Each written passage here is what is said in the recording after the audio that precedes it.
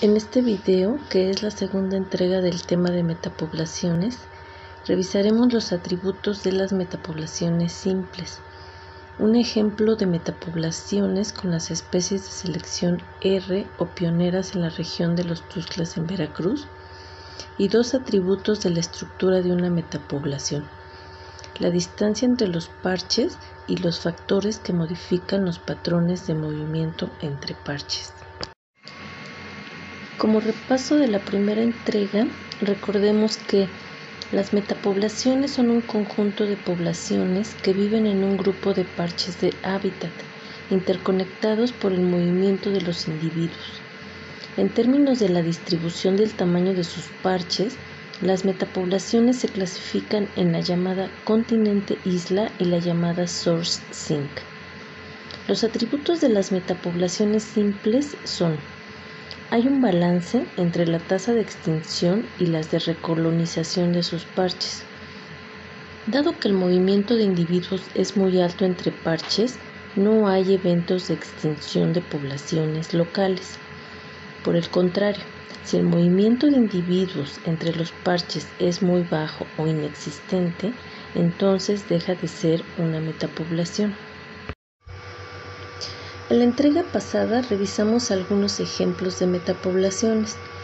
Específicamente, revisamos la dinámica de poblaciones locales con el ejemplo de plantas parásitas. En esta entrega revisaremos un ejemplo relacionado con la competencia interespecífica.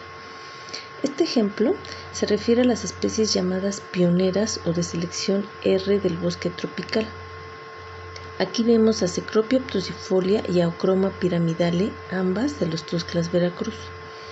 En la entrega de competencia, contrastamos los atributos de las especies con estrategia R y K que están resumidos en esta tabla.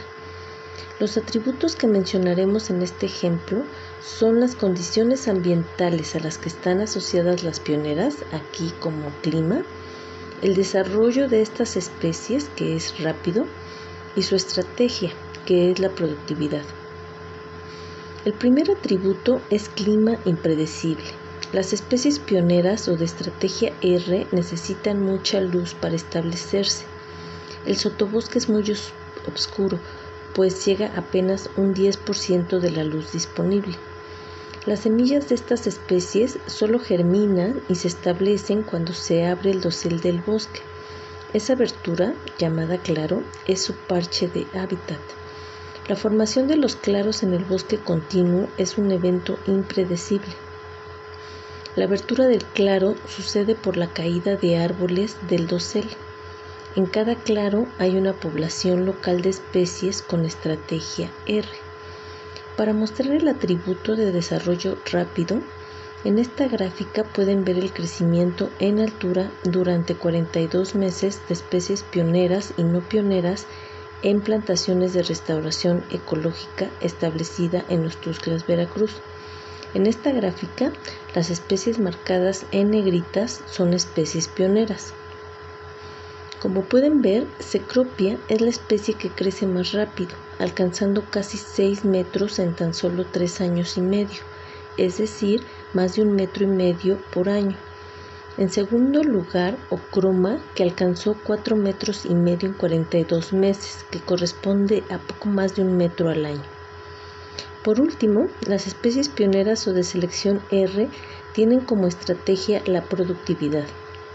Por ejemplo, Cecropia produce un gran número de semillas muy pequeñas que son consumidas por 48 especies de animales, incluyendo aves y mamíferos arbóreos, voladores y terrestres, favoreciendo así su dispersión por todo el paisaje.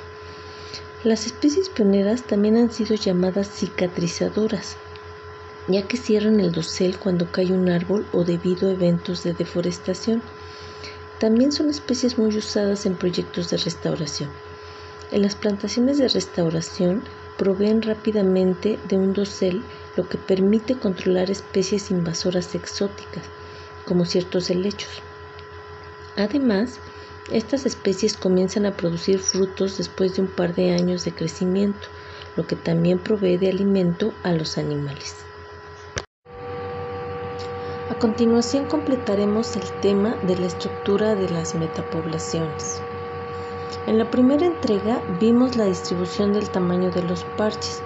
Ahora veremos el segundo punto, la distancia entre los parches. En esta imagen pueden ver el paisaje fragmentado de la región de los Tuxtlas al sur del estado de Veracruz. La tasa de migración de individuos entre los parches depende, entre otras cosas, de la distancia entre los parches. Para desarrollar esta idea, les hablaré de un estudio que hice en este paisaje sobre el movimiento de semillas de fragmentos de bosque hacia los pastizales, es decir, la dispersión de semillas. En este paisaje encontramos que en los pastizales cercanos a una reserva que tiene la UNAM, que en este paisaje es el parche más grande, es decir, el continente, la mayoría de las semillas que llegan son de especies que están en la reserva, mientras que a los pastizales lejos de la reserva llegan pocas semillas de especies que están en la reserva y muchas semillas de especies que están en los fragmentos más cercanos.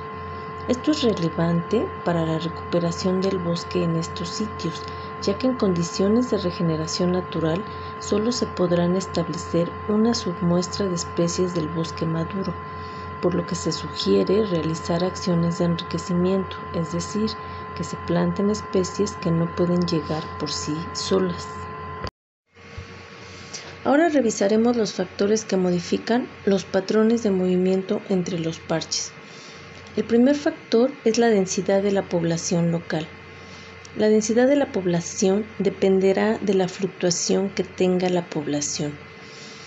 Si en un determinado momento la población se encuentra en alta densidad, tendrá mayores posibilidades de mandar emigrantes a otros fragmentos. La estructura de edades de la población es un factor muy importante para el movimiento de individuos entre los parches, porque la capacidad de un individuo para moverse dependerá de su edad. Y por ejemplo, las plantas solo tienen un estado en el que se pueden mover cuando son semillas, es decir, que solo las poblaciones que tengan individuos reproductivos podrán tener emigrantes. En cuanto al tamaño de los individuos, los más pequeños, como las semillas pequeñas, tienen más facilidad de moverse entre parches de hábitat, ya que las mueven un gran número de animales, mientras las semillas grandes, que son movidos por animales especialistas que no van a todos los sitios, se mueven menos entre parches. El caso para los animales puede ser contrastante, es decir, solo los animales de cierto tamaño podrán moverse entre parches. Sin embargo, la depredación en áreas sin vegetación puede ser muy alta. Por último, los factores ambientales también afectan el movimiento de los individuos.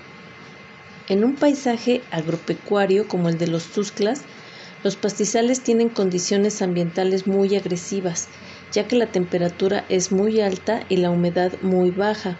Ahí, muchos animales especialistas, como ciertos escarabajos, no pueden cruzar los pastizales. Finalmente vamos a revisar el efecto de rescate en las metapoblaciones. Como recordarán, durante el proceso de colonización las poblaciones crecen de forma exponencial y el crecimiento debería detenerse al llegar a la capacidad de carga. Si esto no ocurre y se sobrepasa la capacidad de carga, aquí en amarillo, las poblaciones se colapsan. Pero si algunos individuos de la población emigran, el colapso de la población puede ser menor. Si el colapso sucede, entonces la población podría recibir inmigrantes para no extinguirse. Estos conocimientos son útiles para crear metapoblaciones sintéticas, es decir, fragmentos de bosque donde pueden llegar emigrantes de poblaciones locales de fragmentos pequeños o incluso de fragmentos grandes como el continente. La creación de metapoblaciones en paisajes agropecuarios permanentes mediante plantaciones de restauración ecológica con especies nativas evita la extinción de especies afectadas por las actividades humanas. En conclusión, las metapoblaciones simples tienen un equilibrio en sus tasas de colonización y extinción de poblaciones locales. Usamos la distancia entre parches y los factores que modifican el movimiento de los individuos para describir a las metapoblaciones.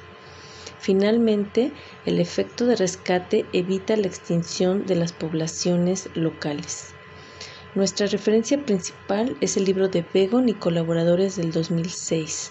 Las imágenes fueron tomadas del banco de imágenes de la Conavio. Las del paisaje fragmentado de los Tuxtlas es una imagen del Google Earth, y adicionalmente les platiqué ejemplos de 2 estudios realizados en los Tuxtlas, uno publicado en Plant Ecology y el otro en Forest Ecology and Management.